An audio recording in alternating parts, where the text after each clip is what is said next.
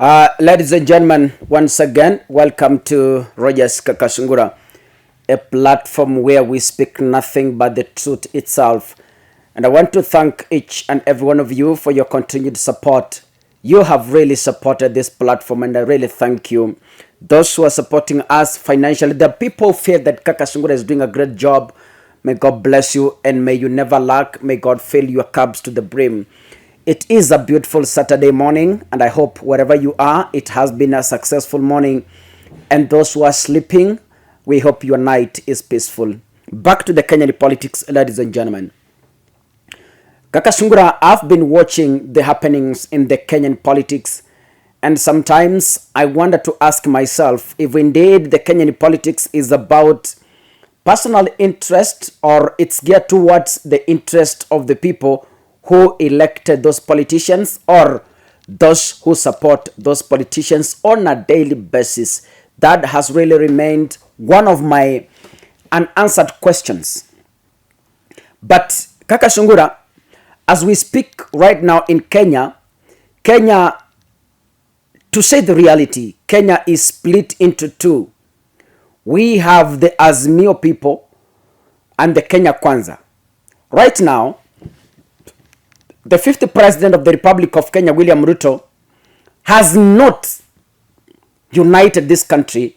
And from the look of things, he has no intentions to unite this country. Uniting means what? Bringing on board the leaders from Azimio and tell them, yes, guys, that was a competition. Let us move this country forward. He has not done that. And from the look of things, according to me, he has no intention of doing that. Now, to add salt on the goons, you had Rigathi Gachagua saying that, the government is only for the Kenya Kwanza. The Azimio people do not expect any appointments in government. That was a very reckless statement. Now, that statement tells you that the Kenya Kwanza government has decided by all means to disown people from the Azimio. The Azimio team strongly believes that their election, their victory was stolen. They were denied justice.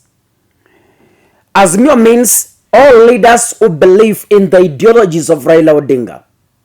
All Kenyans who believe in the ideologies of Raila Odinga believe that William Ruto stole their victory. And in that, Kenya is divided into two parts. For a president to be successful, the first thing you do before you even start anything is fighting hard to unite this country. You saw what Uhuru did immediately the 2017 elections was over.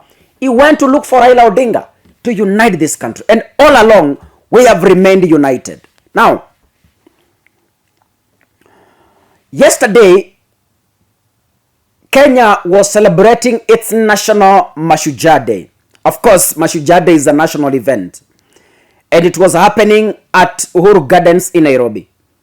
Previously, in other national events during Uhuru Kenyatta's tenure, I could see all leaders present regardless of their political affiliations.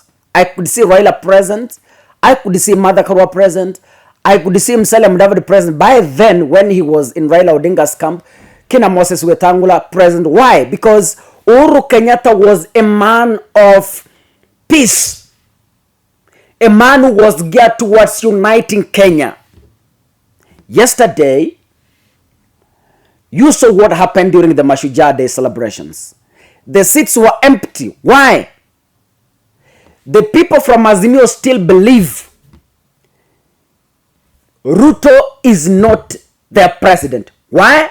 He has not reached out to them and tell them, guys, it was an election. It was politics. Can you come on board with our run government? The leaders from Azimio boycotted. Raila Odinga did not attend. Martha Karua didn't attend. And other leaders who support Raila Odinga, majority of them, and if they were there, it's only a few. You saw empty seats kwa kiwanja People did not attend. Why? Kenya is divided into two. Now, ladies and gentlemen, there is a character who attended the Mashujaa Day yesterday, and that is where I will focus my analysis today. There is a character from Azimio who made his way to Uhuru Gardens. When all leaders boycotted, he made his way.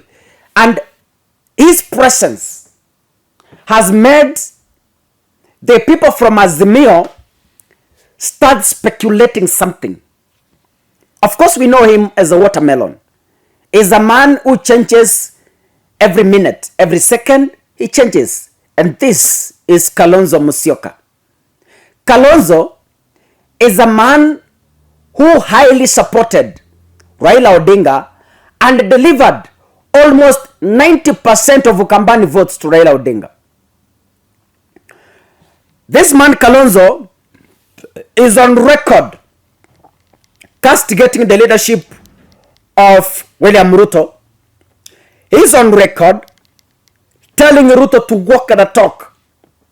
But surprisingly, when all Azimio leaders boycotted the yesterday Mashujaa Day, Kalonzo made his way to Uhuru Gardens, happily shaking hands with William Ruto. Now, what next for Kalonzo? Or what is Kalonzo thinking? Let me tell you. As we speak, still, the Azimio people believe Raila has not exhausted his bullets and they are willing to support him even in 2022, in 2027. Najua, huwa tunaambiana kwamba don't ever give up.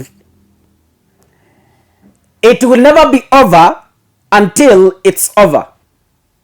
That is Mother Karua. Now, from the look of things, Raila is preparing again to run in 2027. A move that is sending a signal maybe to Kalonzo, because Kalonzo alikuwa nafikiria that now Raila has exhausted his last bullet and in 2027 he was going to support him. But then, what are the successful chances of Kalonzo remaining as Azimio and joining William Ruto? This is it. Even if Kalonzo Musyoka joins William Ruto, still he must wait until 2032. Because for a fact, Ruto by all means must rule for 10 years or even more. So, Kalonzo joining Kenya Kwanza right now, it's too late for him.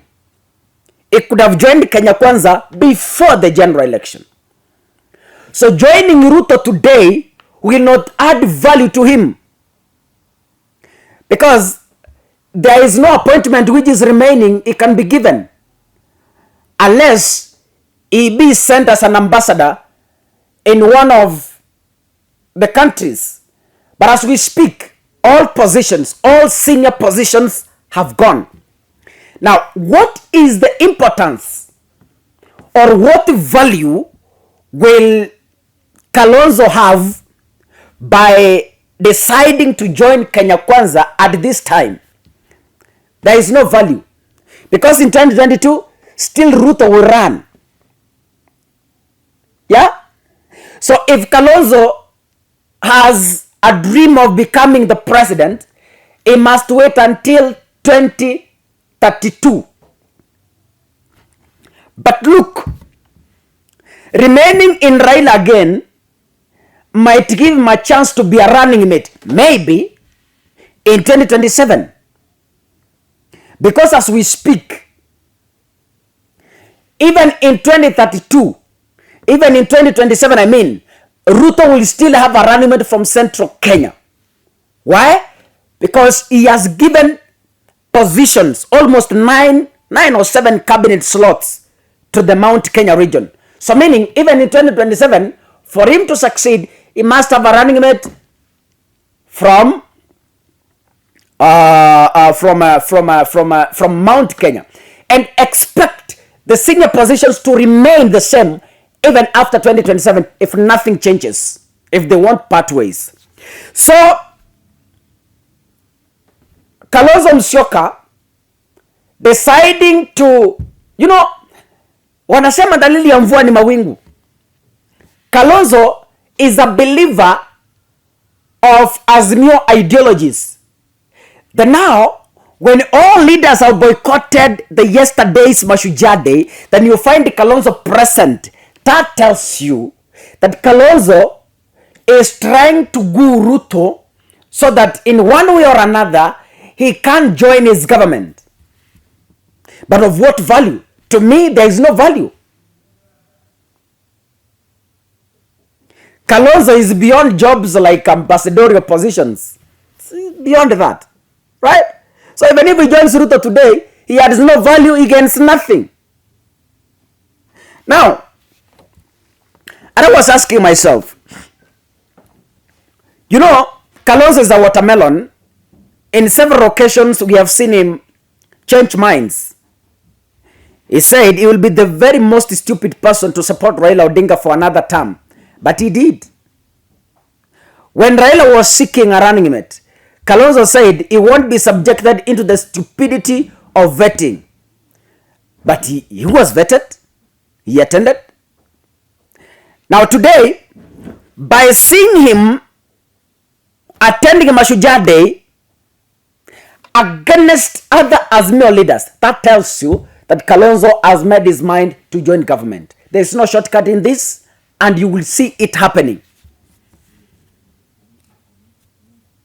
Raila has begun moving underground. He has created bunge la wananchi with the presidents, deputy presidents, and the speakers of those bunge la wananchi. It's a move to understand what the citizens are going through right now in this dispensation of high cost of living. And that is taking shape.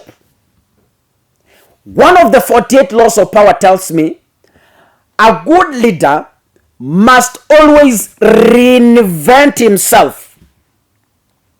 So Raila Odinga is again reinventing himself by forming bunge la wananchi at mashinani level. And you've seen him attending in Nairobi and other few regions before he flew out of this country. Ladies and gentlemen, I'm watching Kalonzo Musyoka to see how he will play his cards in the Kenya Kwanza government. But to me, is Kalonzo Musyoka becoming a traitor? Of course, many people are running away from Azimio, including the Kisii Governor James Ongwae, who was seen yesterday in State House happily taking lunch immediately after the Mashujaa Day. People are running from Raila Odinga. But then, a friend in need is a friend indeed. God bless you. Thank you for watching. Keep subscribing and keep watching, ladies and gentlemen. You can support us. If you feel Kakasungura is doing a good job, you can support us. There is a thanks button down here. The dislike and thanks. Click that button. Follow the procedure. Or if you feel, we are handling very dangerous territories. If you believe or if you feel you can support us, our number is down there. Wave number and M-Pesa 0700 169444. Iyo ikikataa because at one point it was blocked on Wave, you can text me on WhatsApp. I give you a different number. May God bless you. May God bless you. Asanteni sana, Mungu abariki.